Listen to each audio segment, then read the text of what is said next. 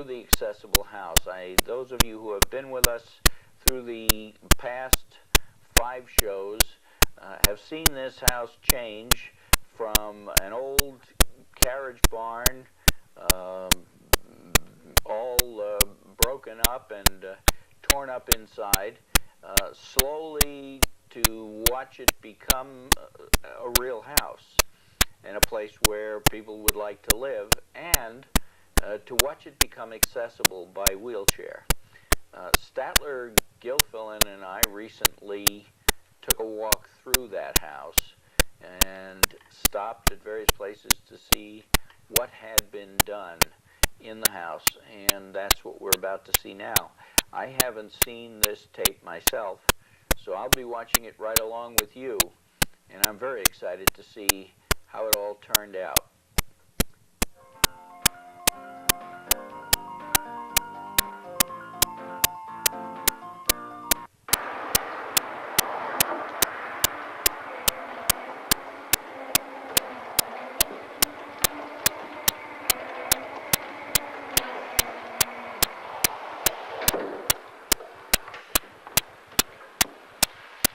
Well, we're about to take our final walkthrough of the accessible house.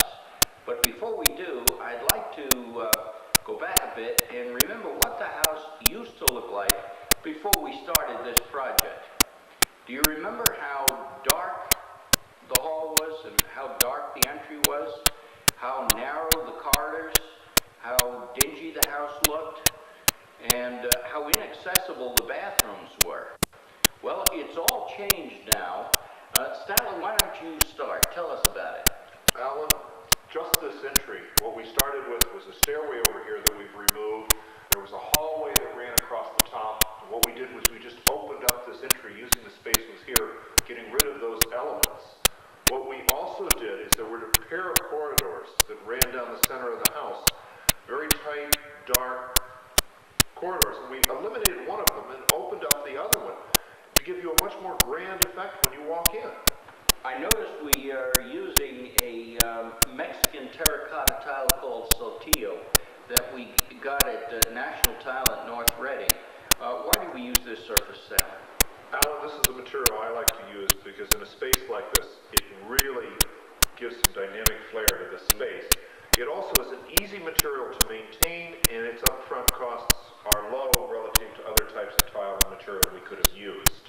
And it really works well with the wheelchair. How is it underfoot when it's wet? Is it slippery? What we used on this material is we sealed it with a special non-skid sealer, and that will make it much easier to use. Terrific. I also noticed upstairs we've added a baluster and banister.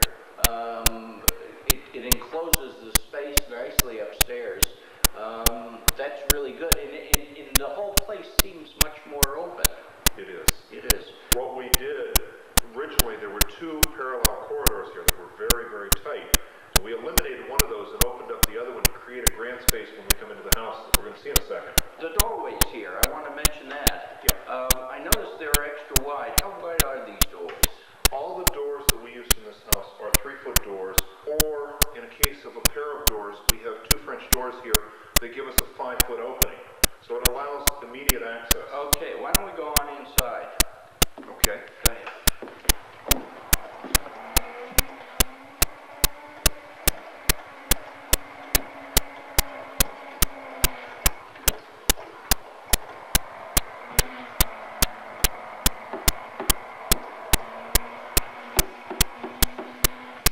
Wow, Statler, this is plenty wide for a wheelchair.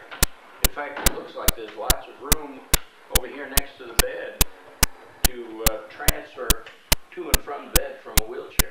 Yes, there is, Alan. And let's take a look at one of those very special spaces in any house, the master closet. Okay.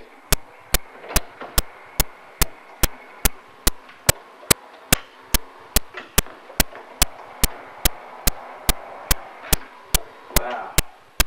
Well, it looks big enough to be another room. It almost is. I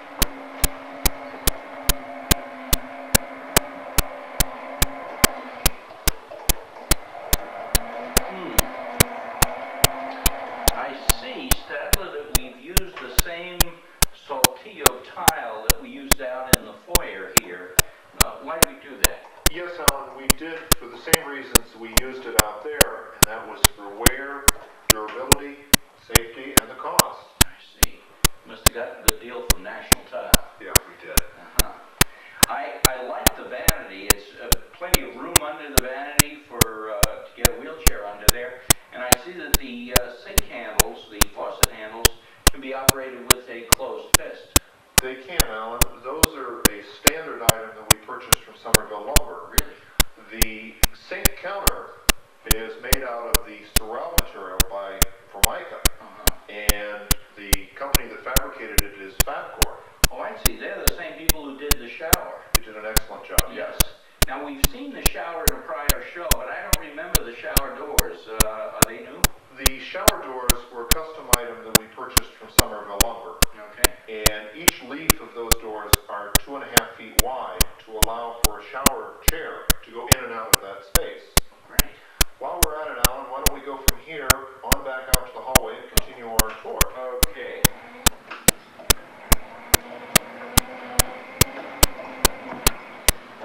Well, Statler, the hallway looks quite a bit different than when we first saw it. Alan, there have been a lot of changes in here. Yeah. Originally, there was a set of closets that were about right here that we moved back. We got rid of that second hallway that was back there, and we opened up this space and recentered the light fixtures so that this is really a grand hallway in the middle of the house. Yeah. How wide is this hallway itself? This hallway now is about 9 feet wide, and what we also did was to take the same wood flooring from the family room, and we carried that right through the hallway to the front entrance. Very nice. It's a nice, wide, accessible space. So, this is the dining room. We did some interesting things in the dining room. If somebody else were to come into this house and did not know it was for somebody in a wheelchair, they'd never know that this dining room was accessible. You can get to the table in the dining room from either coming in off of the living room and family room, because it's completely open over there, or off the hallway, because there's about 12 feet where we don't have a wall here. No. But what we did to make this a special space is we lowered the ceiling and we changed the texture on the floor with carpet in the dining room area. It really makes it a nice space, and it's much more dramatic. It's great. It makes it private, and yet it's wide open. Yes, it is. That's terrific. Okay, well, let's take a look now at the family room.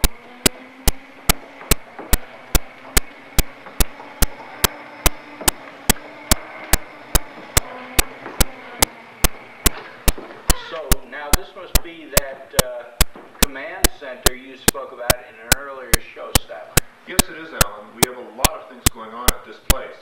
We have the Newtone portable unit right here. It's an intercom. There are several of these located at strategic points around the house. They're in the bedroom, the bathroom, the office, and at the front entryway. It allows an individual to communicate with each of the spaces in the house. We also have a programmable speakerphone here. We have the remote control for the TV. We have the humidifier, which controls the humidity throughout the house.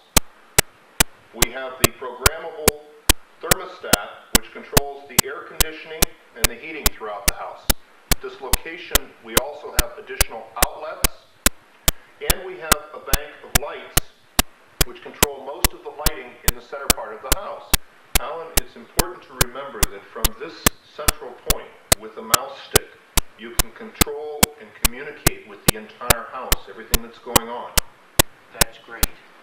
Okay, Statler, let's take a look now at the rest of the living room, family room. Super. Statler, I can really get around here with a wheelchair. It's nice, wide spaces. I can always even go around the chimney and back into the family room.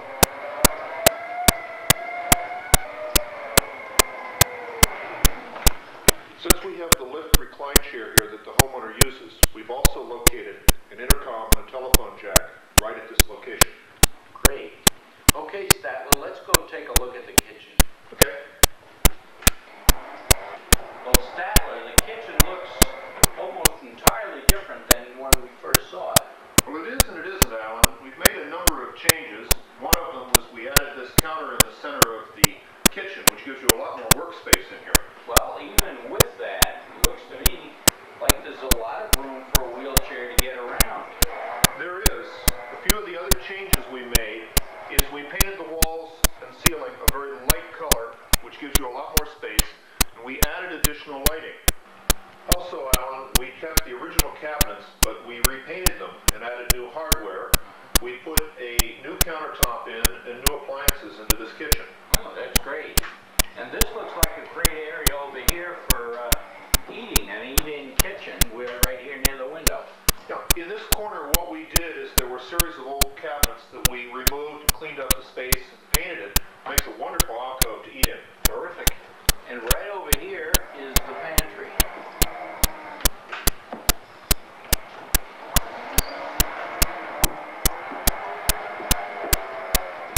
One of the advantages of a pantry like this is it requires less kitchen cabinet space. And another one is, of course, that all the things that are in the cabinets supposedly can be seen.